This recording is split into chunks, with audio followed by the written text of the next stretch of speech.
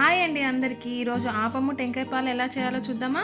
దానికి first 1 cup rice, 1/2 cup అటుకులు 4 hours ముందు నానబెట్టుకోవాలి.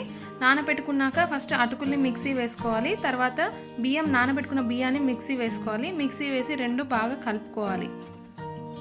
కలుపుకున్న పిండిని నైట్ మొత్తం బయటే పెట్టుకోవాలి, అప్పుడే బాగా పులుస్తుంది.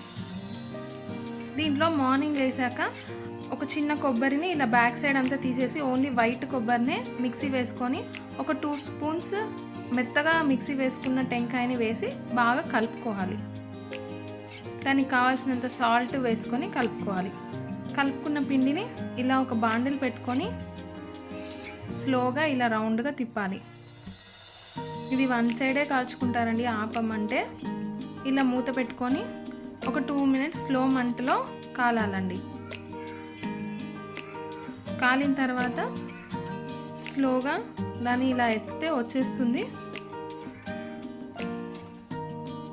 చాలా టేస్టీగా ఉంటుంది, అందరూ ట్రై చేయండి. తర్వాత మనం టెంకాయ పాలు ఇలా వేసుకొని సర్వ్ చేసుకొని తినాలి. టెంకాయ పాలు ఎలా చేసుకోవాలో చూద్దాం. దానికి ఫస్ట్ పచ్చి కొబ్బరి ఇలా ముక్కలు చేసుకొని దాన్ని ఒక మిక్సీ జార్లోకి బాగా మెత్తగా వచ్చేలాగా కొంచెంగానే వాటర్ పోసి బాగా మిక్సీ పట్టుకొని దాన్ని ఇలా స్లోగా ఇలా పాలు వచ్చేలాగా ఇలా నెమ్మదిగా పిండుకోవాలి.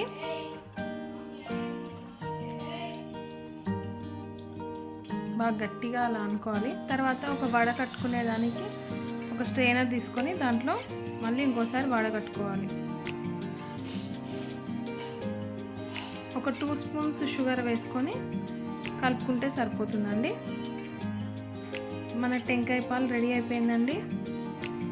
సో ఆపానికి టెంకాయ పాలు వడ కర్రీ చాలా బాగుంటుందండి సైడ్ డిష్.